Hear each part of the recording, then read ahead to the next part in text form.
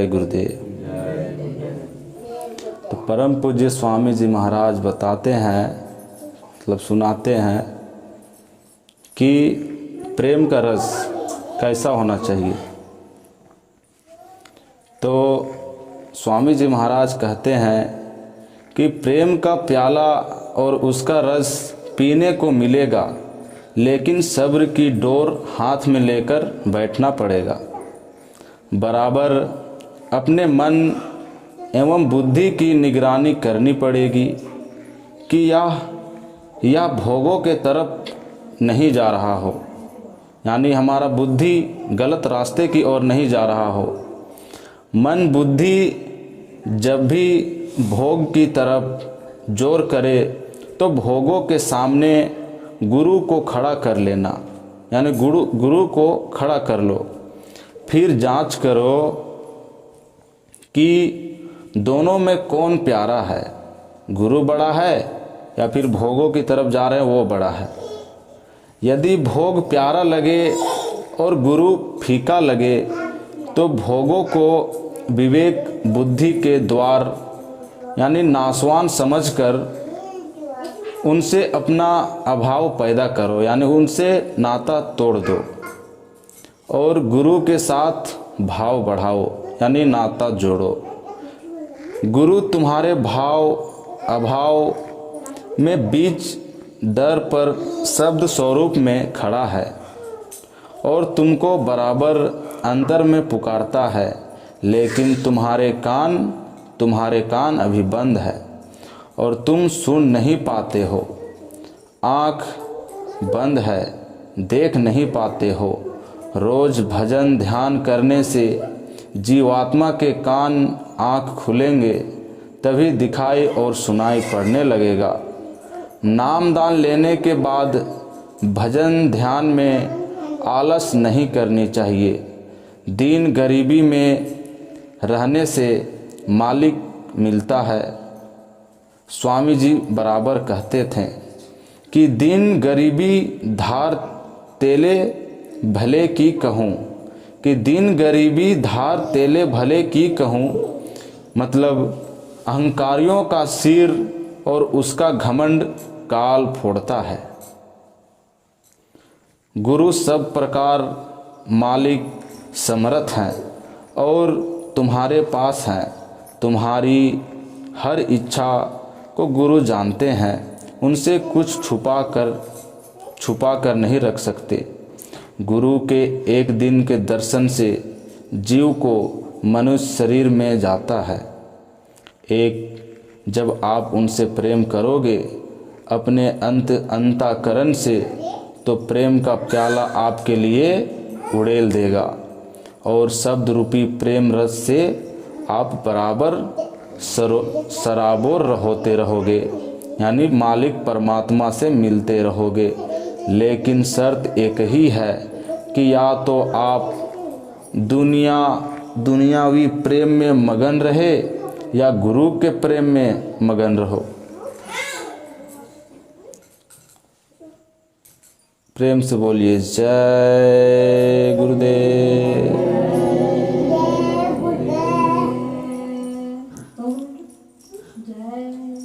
स्वामी जी महाराज ने कहानी बताई थी कि एक बंजारा था।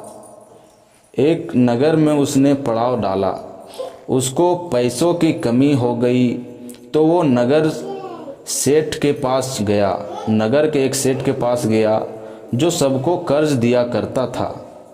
बंजारे ने सेठ से कहा कि हमें कुछ रुपये दे दीजिए, मैं अपना कुत्ता आपके यहाँ रख दूँगा, यानी जो मेरे पास कुत्ता है वो आपके पास छोड़ जाऊँगा, हमको उसके बदले कुछ रुपया दे दीजिए। जब मैं आपकी रकम लौटाऊँगा तब मुझे मेरे कुत्ते को लौटा दीजिएगा। तो कुत्ते को बंजारे ने समझा दिया कि देख, अब से ये तेरा मालिक है, तू इनके घर की रखवाली करना और रहना। तो कुत्ते को वहीं छोड़कर और पैसे लेकर बंजारा चला गया। एक रात सेठ के घर कुछ चोर घुसे और कुत्ता भौंका तो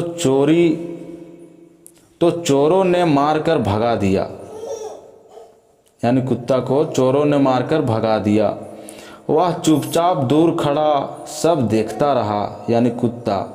जब चोर सामने सामान लेकर चले तो कुत्ता भी पीछे पीछे चलने लगा और रास्ते में चहल पहल होने लगी। तो चोरों ने पास के तालाब में माल छिपा दिया, यानी चोरों ने जो भी चुराया था उससे तो एक पास के तालाब में छिपा दिया और भाग गए। तो कुत्ते ने सब देखा और वापस आकर दरवाजे पर बैठ गया।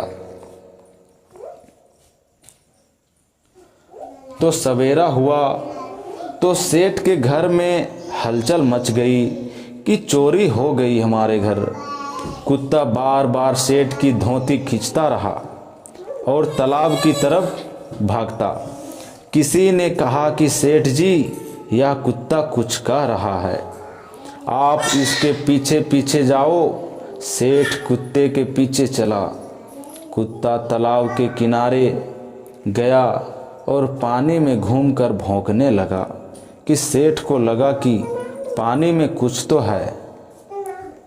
उसने अपने आदमियों को पानी में उतारा, पानी में देखने के लिए कहा और उसका सारा सामान मिल गया सेठ का। तो सेठ बड़ा खुश हुआ। उसने सोचा कि जितना मैंने बंजारे को पैसा नहीं दिया उससे तो कई ज़्यादा माल ये कुत्ते ने बचा लिया। उसने एक कागज़ पर बंजारे के नाम संदेश लिखा कि तुम्हारा सब पैसा मैं ब्याज के साथ चुकता हो गया। मैं तुम्हारे कुत्ते को तुम्हारे पास भेज रहा हूँ।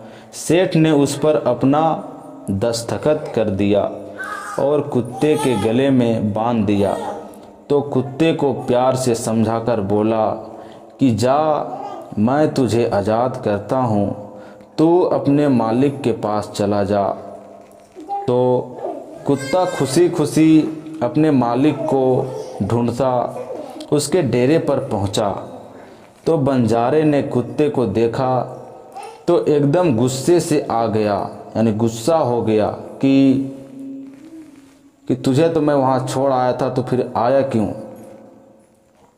कि कुत्ते ने मुझे झूठा बना दिया, तो सेठ क्या सोचता होगा? यानी बिन बताए कुत्ता चला आया तो सेठ क्या सोचता होगा? उसने कुत्ते को गोली मार दी। उसका जो पहले जो मालिक था बंजारा, कुत्ते को गोली मार दी और गोली लगते ही वो मर गया। तो बंजारे ने पास आकर देखा तो उसके गले में एक कागज़ लटका हुआ था और उसमें लिखा हुआ था। और जब उसने पढ़ा तो उसके पांव तले ज़मीन खिसक गई कि वह कुत्ते के ऊपर गिरकर रोने लगा।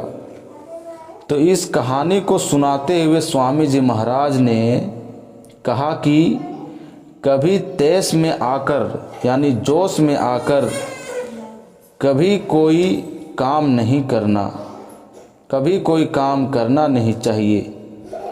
कुछ सोचना विचारना चाहिए, नहीं तो सिवा पछताने के कुछ हाथ नहीं लगने वाला।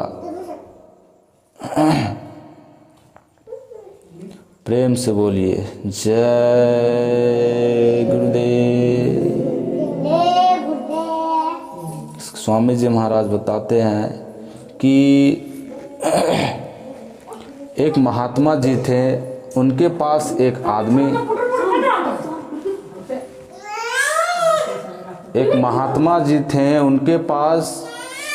आदमी गया कि बोला कि हमें अपना चेला बना लीजिए। तो महात्मा जी ने कहा कि सत्संग सुनो और भजन भी करो, भजनानंदी बनो। कुछ दिन तक वो रहा फिर बोला कि एक दूसरे महात्मा रहते थे फिर बोला कि एक दूसरे महात्मा रहते हैं, मैं वहाँ जाना चाहता हूँ। यानी ये पहले वाले महात्मा को छोड़कर एक और महात्मा रहते थे, उनके पास जाना चाहता हूँ। तो महात्मा जी बोले कि जा, चला जा। वह उनके पास पहुँचा और बोला कि मुझे चेला बना लीजिए। वो बोले कि चेला तो तू बन गया है, उन्होंने जो बताया वही मैं भी बताऊंगा।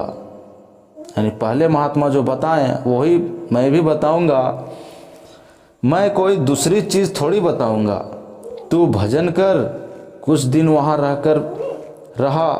फिर एक तीसरे महात्मा थे, वो भी पूरे थे।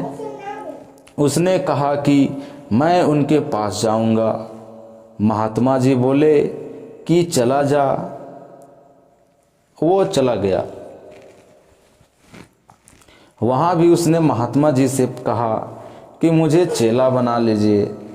तो महात्मा जी बोले कि 2 जगह से तू चेला बनकर आया है, तुझे भजन करना चाहिए, नहीं तो ऐसे ही तू दुनिया में भटकता रहेगा और कुछ नहीं पाएगा। मतलब ये कि अगर वो महात्मा पूरे नहीं होते तो कहते कि आ जा, चेला बन जा। ठीक है, आ जाओ, तुम चेला बन जाओ। तो चेला बनना कोई आसान काम थोड़ी है, और गुरु बनना जितना मुश्किल है उससे कई ज़्यादा चेला बनना मुश्किल है।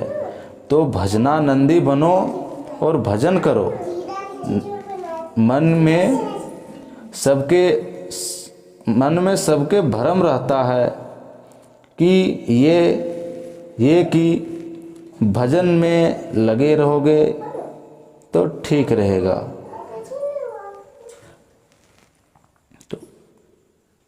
तो भजनानंदी बने रहोगे, भजनानंदी बनो, ज़्यादा इधर उधर भटको नहीं और भजन करो। मन में सबके भ्रम रहता है। ठीक, ये है कि भजन में लगे रहोगे तो तुम्हारा काम हो जाएगा, तुम्हारा परमात्मा से मिलन हो जाएगा। प्रेम से बोलिए जय गुरुदेव, जय गुरुदेव।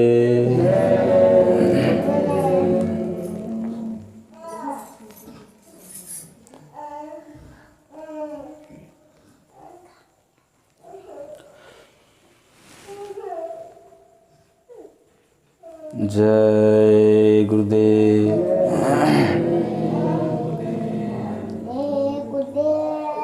परम पूज्य स्वामी जी महाराज आगे बताते हैं कि अपने अंदर का ताला खोलो, और यह खुलेगा कैसे।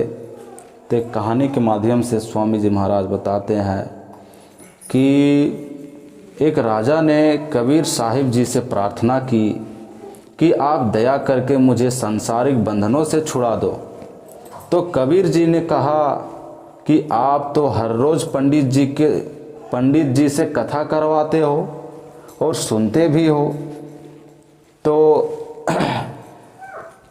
हाँ जी महाराज जी, कथा तो पंडित जी रोज़ सुनाते हैं, विधि विधान भी बतलाते हैं कि कैसे पूजा पाठ करनी चाहिए, लेकिन अभी तक मुझे भगवान के दर्शन नहीं हुए, तो आप ही कृपा करें। तो कबीर साहिब जी बोले कि अच्छा, मैं कल कथा के वक्त आ जाऊंगा। और अगले दिन कबीर जी वहाँ पहुँच गए जहाँ राजा पंडित जी से कथा सुन रहा था। तो राजा उठकर श्रद्धा से खड़ा हो गया। तो कबीर जी बोले कि राजन, अगर आपको प्रभु का दर्शन करना है तो आपको मेरी हर आज्ञा का पालन करना पड़ेगा। तो राजा ने कहा कि जी महाराज जी, मैं आपका हर हुक्म, हर बात मानने को तैयार हूँ। तो राजन अपने वजीर को हुक्म दो कि वो मेरी हर आज्ञा का पालन करे। राजन अपने वजीर को हुक्म दो कि मेरी हर आज्ञा का पालन करे। तो राजा ने वजीर को हुक्म दिया कि कबीर साहब जी जैसा भी कहें वैसा ही करना। तो कबीर जी ने वजीर को कहा कि एक खंबे के साथ राजा को बांध दो, कि एक खंबे के साथ एक राजा को बांध दो। तो राजा ने तुरंत वजीर को इशारा किया कि आज्ञा का पालन हो। तो दोनों को 2 खंभों से बांध दिया गया, यानी राजा को और वो पंडित जो कथा सुना रहा था, दोनों को 2 खंभों से बांध दिया गया। तो कबीर जी ने पंडित को कहा कि देखो राजा साहब बंधे हुए हैं, उन्हें तुम खोल दो। कि देखो राजा साहब बंधे हुए हैं, उन्हें तुम खोल दो। तो पंडित हैरान होकर बोला कि महाराज मैं तो खुद ही बंधा हुआ हूँ, उन्हें कैसे खोल सकता हूँ। कहानी गौर से समझिएगा कि स्वामी जी महाराज क्या बताना चाह रहे हैं। हाँ, कि कबीर साहब जी ने पंडित को कहा, यानी पंडित को जो उससे कथा सुना रहा था राजन को, कि देखो राजा साहब बंधे हुए हैं, उन्हें तुम खोल दो। तो पंडित जी हैरान होकर बोला कि महाराज मैं तो खुद ही बंधा हुआ हूँ, उन्हें कैसे खोल सकता हूँ, भला उन्हें कैसे खोल सकता हूँ। फिर कबीर जी ने राजा से कहा कि ये पंडित जी तुम्हारे पुरोहित हैं, वे बंधे हुए हैं, उन्हें तुम खोल दो। यानी राजा को बोले कि उन्हें पंडित जी को तुम खोल दो। तो राजा ने बड़ी दीनता से कहा कि महाराज मैं भी बंधा हुआ हूँ, भला उन्हें मैं कैसे खोलूँगा। तब कबीर साहब जी ने सबको समझाया कि बंधे को बंधा मिले, छूटे को कौन उपाय, सेवा कर निर्बद्ध की, जो पल में लेते छुड़ाए। मतलब कि जो पंडित जी खुद ही कर्मों के बंधन में फंसा हुआ है, जन्म मरण के बंधन से छूटा नहीं है, भला वो तुम्हें कैसे छुड़ा सकता है। कि पंडित जी कि खुद ही वो अपने कर्मों के बंधन से फंसा हुआ है और जन्म मरण के बंधनों से छूटा नहीं है, भला वो तुम्हें कैसे ये कथा पूजा पाठ करवा कर छुड़ा सकता है। अगर तुम सारे बंधनों से छूटना चाहते हो तो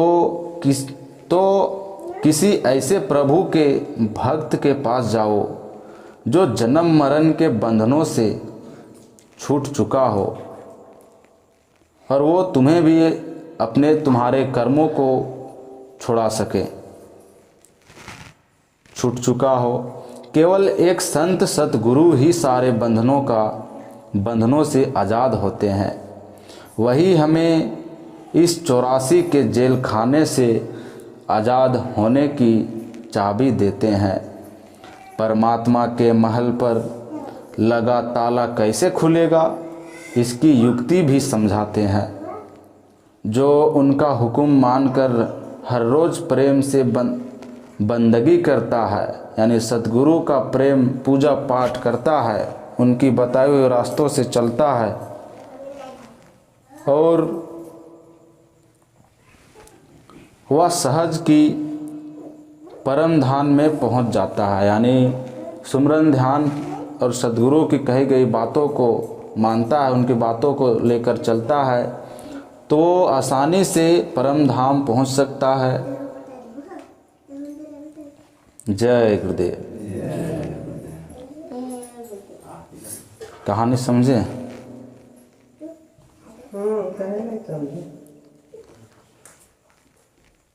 बोलिए जय गुरुदेव,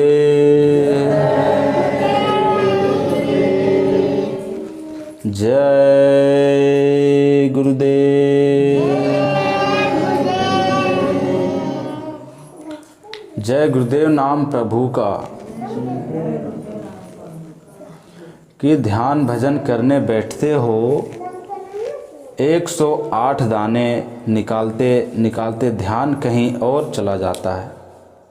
स्वामी जी महाराज कहते हैं कि ध्यान भजन करने बैठते हो 108 दाने निकालते निकालते ध्यान कहीं और चला जाता है, अपना माला पूरा नहीं हो पाता। धरती पे जितने भी जीव हैं बहुत मुश्किल में जी रहा है, बहुत मुश्किल में जी रहे हैं। अच्छा खाना पीना मिलता है, सब खाने पीने को सोचते हैं, लेकिन भगवान को याद नहीं करते। समय पे नज़दीक में घर बने हैं, एक एक करके खाली हो जाएगा। देख देख के शरीर कांपने लग जाएगा। ईमानदारी से रहेंगे वही रहेंगे। समय अच्छा नहीं, बहुत बहुत बुरा आ रहा है। एक दूसरे से मदद नहीं कर पाओगे। ये सूर्य किरण अभी भी नाराज है और अभी भगवान को याद नहीं करते हो, लेकिन समय पे जब फटकड़ा फूटेगा, काल का डंका बजेगा, तो सब चिल्लाने लग जाओगे और आगे आप लोग समझने लगेंगे कि नहीं नहीं, भगवान को याद करेंगे तभी अच्छा रहेगा। आगे कहा कि अच्छी बात सुनने को मिलेगी, तड़पोगे फिर भी अच्छी बात सुनने को नहीं मिलेगी। भाई भाई का रिश्ता जोड़ते आगे चलना है। ये सभी जीव एक दूसरे से मिल नहीं पाएंगे, बोल नहीं पाएंगे। ये 2 बरस में क्या होगा किसी को पता नहीं चलता। दरिया की लाठें आएगी और सब कुछ बहा के ले जाएगा, कुछ हाथ में नहीं आएगा। स्वामी जी महाराज बताते हैं कि कुदरत आगे कुछ करने वाला है, लेकिन कोई समझता नहीं। भिखारी की भूख मिटाओगे, आपका अच्छा काम बन सकता है। हम सभी जीवों को प्रेम करते हैं, लेकिन हमें कोई प्रेम नहीं करता। पानी की पूजा नहीं करते हो, भेदभाव करते हो। एक समय पे दरिया के पास जाके देखोगे कि एक भी बूंद पानी नज़र नहीं आएगा। बड़े बड़े बिल्डिंग, मंदिर, मस्जिद सब टूट जाएंगे। हवा पानी सभी नाराज हो गए, जैसे अभी हो रहा है। स्वामी जी महाराज कह चुके हैं कि एक भी बूंद पानी नज़र नहीं आएगी। बड़े बड़े बिल्डिंग, मंदिर, मस्जिद सब टूट जाएंगे। हवा पानी सभी नाराज हो जाएंगे। समय बदल जाएगा, उसी समय कुछ नहीं कर पाओगे। इसीलिए अभी जो समय है उसी में सब कुछ कर लो। सब बिखर जाएगा। आप कांपने लग जाओगे। रोने की आवाज़ आएगी कि आप भजन नहीं कर पाओगे। हमें भजन पे ध्यान लगना है और ध्यान लगाना है। निंदा, चुगली, भेदभाव, किसी से मन मुटाव किसी से करना नहीं है। अपना शरीर की, जीव की सफाई करो। अपने शरीर की गंदगी को, मन की गंदगी को सफाई करो। एक समय ऐसा आएगा कि नीचे से धरती फटेगी, ऊपर से आकाश फटने लगेगा, बिजली गरजने लगेगी, अंधेरा हो जाएगा कि कहाँ छुपोगे उस समय। अंधेरे में कितने लोग मर जाएंगे, गिनने का लायक नहीं रहेगा। कीड़े मकोड़े की तरह मरने लगेंगे, कोई उठाने वाला नहीं मिलेगा। यह वचन परम पूज्य स्वामी जी महाराज के हैं। प्रेम से बोलिए जय गुरुदेव, जय